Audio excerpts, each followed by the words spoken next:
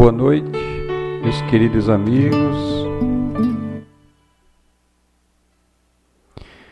A TV Chico Xavier e a rádio chicoxavier.com, mais uma vez ao vivo, com o programa O Estudo do Livro dos Espíritos.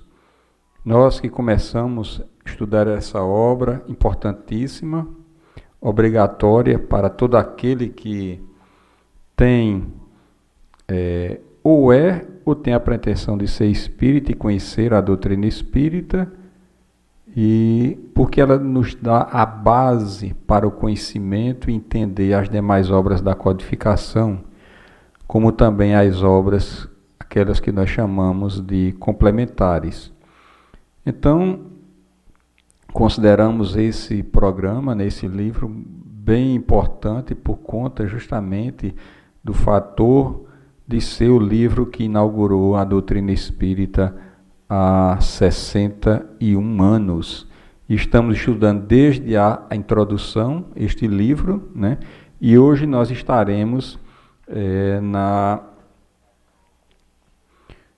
nós dividimos o tomo 12 em duas partes, e hoje justamente vamos concluir esse tomo 12, né, que foi muito interessante. Aqueles que querem conferir as aulas anteriores, só ir lá no nosso canal, lá no YouTube, TV Chico Xavier, né, e aproveita, faz a inscrição, é gratuita, porque isso aí vai nos ajudar bastante. E aí, quando fizer a inscrição, clica naquele sininho lá no lado direito de cima, porque todas as vezes que nós colocarmos um vídeo da nossa programação, vocês terão conhecimento do que nós estamos inserindo no canal.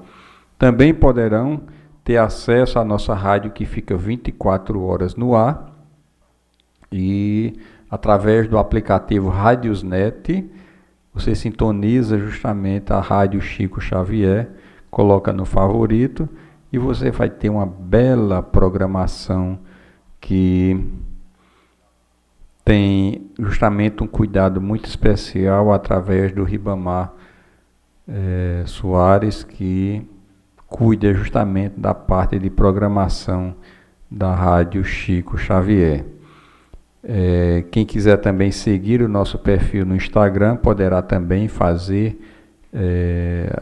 seguir, né? Estar conosco também, e acompanhar também as nossas atividades através do Facebook. Aí também, quem não curtiu ou não está seguindo ainda a nossa página do Facebook, poderá assim fazê-lo. Então, vamos iniciar o estudo da noite de hoje, onde estamos iniciando justamente a segunda parte do tomo 12 de O Livro dos Espíritos. E como vocês sabem, iniciamos sempre com esse pequeno trecho do capítulo Consolador Prometido, lá nas Instruções dos Espíritos, no Evangelho, a mensagem do Espírito de Verdade, em Paris, de 1860, que diz o seguinte: Espíritas, amai-vos, este o primeiro ensinamento, instruí-vos, este o segundo. No cristianismo encontra-se todas as verdades. São de origem humana os erros que nele se enraizaram. Eis que do além, túmulo, que julgáveis o nada, vozes vos clamam, irmãos, nada perece.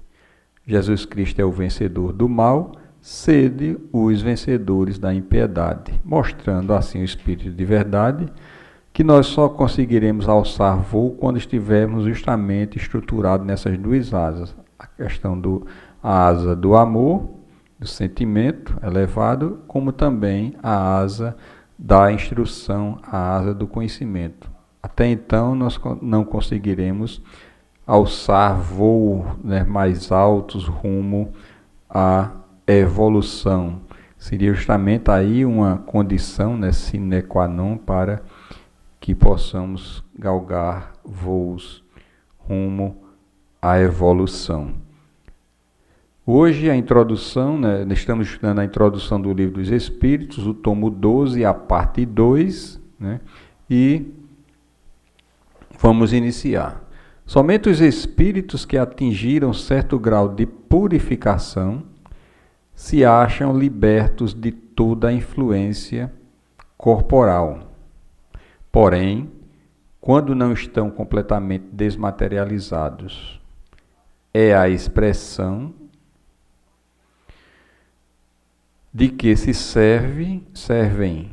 conservam a maior parte das ideias, dos pendores e até das manias que tinham na terra, o que também é um meio de conhecê-los, meio ao que igualmente se chega por uma imensidade de fatos minuciosos que só uma observação atenta, cuidadosa, pode revelar. Então aí já tem informações, né, muito interessantes, né, de Kardec. E no início ele diz: somente os espíritos que atingiram certo grau de purificação se acham libertos da influência corporal. Senão, quando retornarmos à pátria espiritual, em algum momento, nós ainda estaremos sentindo a influência, né, desse corpo, a necessidade de estar preso, né, aqui à matéria, não se desligando totalmente para justamente a vivência do retorno da pátria espiritual, precisando de um determinado tempo de adaptação, um maior tempo de adaptação no outro lado da vida, né, até poder se acostumar novamente, onde lá é a nossa verdadeira morada, porque estamos aqui apenas de passagem. É por isso que é interessante justamente esse trabalho de educativo, de desprendimento, né, das coisas da terra, porque assim fazendo, nós estaremos justamente trabalhando essa condição de, quando chegarmos no outro lado, estarmos mais justamente livres para atuar no outro lado. Então, quanto mais desmaterializado, melhor a condição de chegar no outro lado quando nosso corpo físico perder justamente a sua vitalidade. Então, ele fala também da questão justamente da observação atenta, né? Porque essa revelação atenta pode revelar justamente a qualidade do espírito que está ali se comunicando, né? Que está ali presente, trazendo alguma mensagem ou algum conteúdo, né? E essas observações vão nos mostrar justamente a qualidade, a condição do espírito que está ali. Essa observação atenta é interessante porque algumas vezes, como vimos em aulas anteriores, algum espírito pode tomar o nome de um espírito, vamos dizer assim, importante na história da humanidade, né, ou de um espírito elevado, mas no decorrer, vamos dizer assim, da comunicação, ele vai se revelar, né, porque ele não vai poder sustentar aquele teor, né, que ele está querendo ali representar para nos enganar. Então, o estudo é importante neste sentido, o conhecimento de causa é importante, a experiência também é importante para que possamos ser o menos enganado possível pelos espíritos que estão ali se comunicando. Vês escritores a discutir suas próprias obras ou doutrinas, aprovando ou condenando certas partes delas. Outros espíritos a lembrar circunstâncias ignoradas ou pouco desconhecidas de suas vidas ou de suas mortes. Todas as coisas são menos provas morais de identidade, únicas que podem invocar, tratando-se de coisas abstratas, né? Se, pois, a identidade de um espírito evocado pode até certo ponto, ser estabelecida em alguns casos, não há razão para que não seja em outros. E se não dispomos dos meios de controle para pessoas cuja morte ocorreu há mais tempo, resta sempre o da linguagem e do caráter, porque seguramente o espírito de um homem de bem não falará como o de um perverso ou um devasso. Mostrando justamente mais uma vez aí Kardec, né, reforçando a questão do controle, né, da situação ou aquele controle universal, né, das comunicações, porque isso é imprescindível e é importante, né, para aquele que quer lidar justamente no trabalho da mediunidade e o contato com as comunicações com os espíritos. Porque de uma forma ou de outra, como ele fala aí, essa comunicação é estabelecida, seja um espírito superior ou seja um espírito que está querendo ali se comunicar. Então é necessário ter aquele que pretende a lidar com esse tipo de trabalho na casa espírita e se adquirindo através do estudo e da prática, né, a experiência necessária para não ser enganados. E essas características podem ser a linguagem, né, o caráter daquele que está se comunicando, porque como diz ele no final, seguramente o espírito de um homem de bem não falará como um perverso ou um devasso. Vamos ver se tem alguma colocação. É importante que vocês façam colocações e se tiverem dúvida quando forem assistir às aulas anteriores, poderá colocar aqui no próximo programa, né? Porque a ideia é justamente haver essa troca de comunicação. Érica diz, quanto mais desprendido, mais fácil será o nosso desligamento. Isso é uma verdade. Daí a importância do discernimento do médium e a sua percepção para quê? Para não se deixar enganar pelos mistificadores. E Selma diz, com certeza, nem todos os espíritos são de Deus. Vigiar e orar sempre e estudar, né? Que é de fundamental importância o conhecimento. Então vamos seguir. Quanto aos espíritos que se apropriam de nomes respeitáveis, logo, lembra que nós falamos no início? Logo se traem por sua linguagem, por suas máximas. Aquele que se dissesse Fenelon, por exemplo, e que ofendesse, ainda que acidentalmente, o bom senso e a moral, mostraria por esse simples fato, né, o embuste. Por isso é muito interessante a pesquisa, a perspicácia daquele que está lidando com a mediunidade, porque justamente um espírito ali mistificador ou um brincalhão, né, um brincalhão que quer ali justamente se divertir com o grupo, né, somente grupos que se dizem, né, detentores do conhecimento, pessoas médios orgulhosos, eles se aproximam justamente para testar, né, esses grupos e se colocando como, nesse exemplo, se dizendo Fenelon, e até mesmo passando, né, já que foi aceito, passando orientações totalmente adversas daquela que os espíritos superiores colocaram na codificação.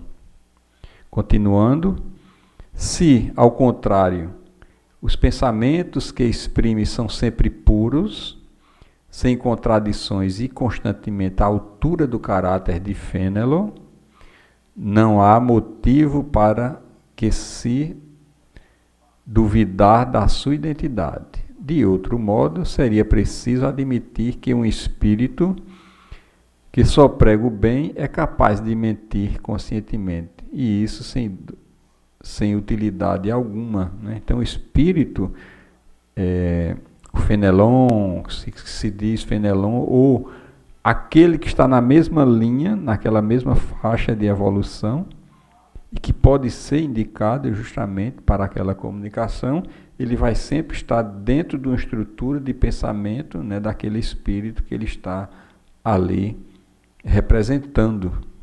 Mais uma vez, o esforço e o reforço do estudo é de fundamental importância. Continuando, a experiência nos ensina que os espíritos da mesma categoria, do mesmo caráter e animados dos mesmos sentimentos, reúnem-se em grupos e em famílias. Ora, o número dos espíritos é incalculável. Estamos longe de conhecê-los a todos. A maioria deles nem mesmo tem nomes para nós. Um espírito da categoria de Fênelon pode, pois, vir em seu lugar, muitas vezes até como seu mandatário. Olha que observação interessante. E o importante aí é manter justamente a estrutura de pensamento daquele espírito em que ele está representando. Se destoar, seja no caráter da comunicação ou no tipo de orientação que ele está dando ali, então não podemos identificar aquele espírito com aquele nome que ele está ali a representar. Apresenta-se então com o seu nome, porque ele é idêntico e pode substituí-lo, e porque precisamos de um nome para fixar as nossas ideias. Mas que importa afinal que um espírito seja realmente ou não o de Fênelon, desde que só diga coisas boas e fale como o teria feito o próprio Fenelon. É um espírito. Então, Kardec mostrando aí que a importância do nome fica em segundo plano, né? Desde que aquelas orientações que ali sejam passadas seja de cunho muito elevado, orientações concisas, né? E sem distorcer aquilo que nós chamamos da pureza, né, doutrinária. Então é por isso que às vezes não é necessário não nos preocuparmos com a questão do nome, né?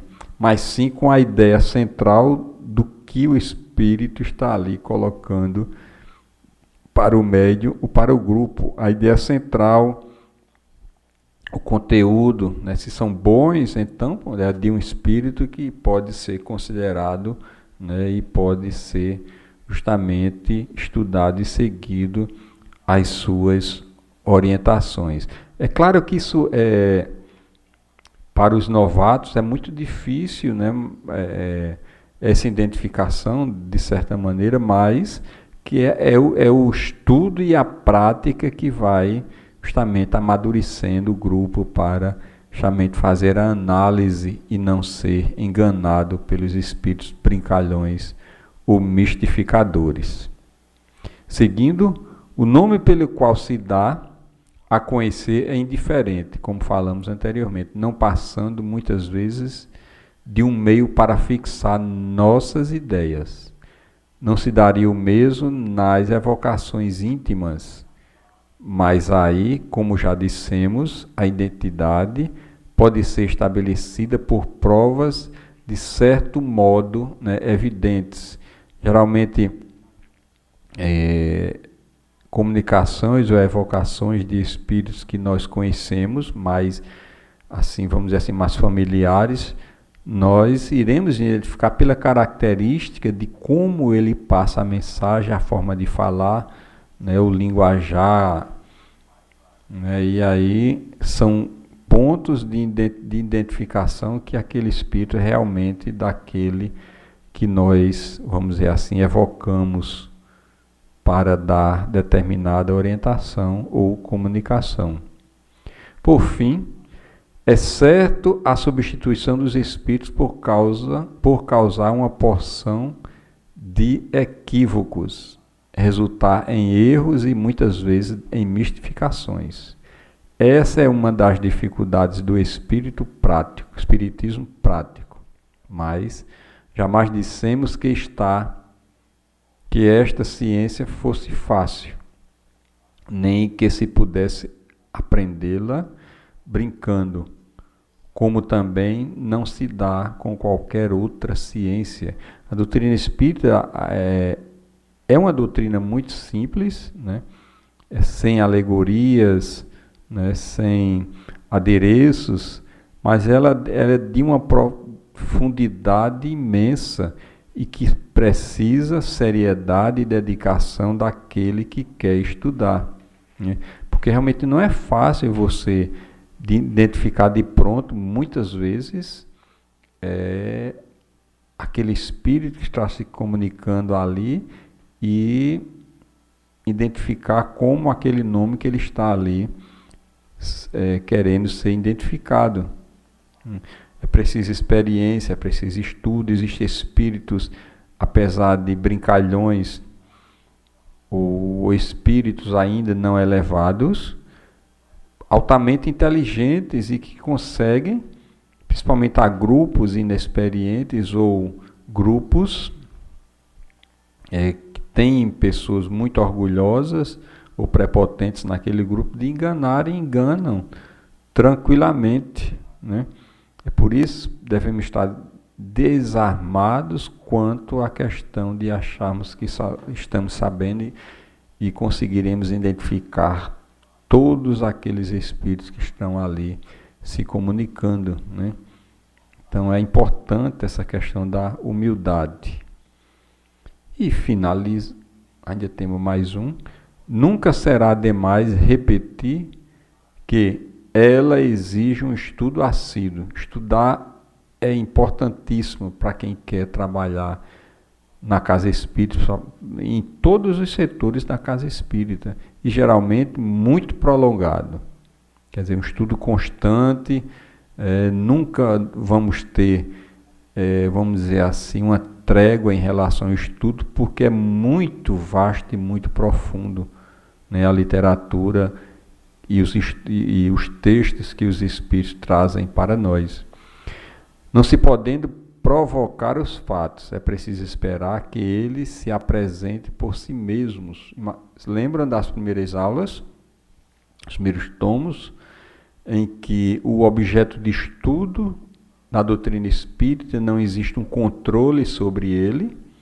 É por isso que os cientistas positivistas da época rechaçavam a questão dessa nova ciência que estava surgindo, porque ele não tinha o controle, porque o objeto de estudo, o espírito, tem e tinha na época uma vontade própria, né, que não se podia controlar do modo como a ciência daquela época fazia com seu objeto de estudo. Então Kardec, a partir da sua sabedoria, justamente soube criar e absorver essa nova ciência que estava surgindo.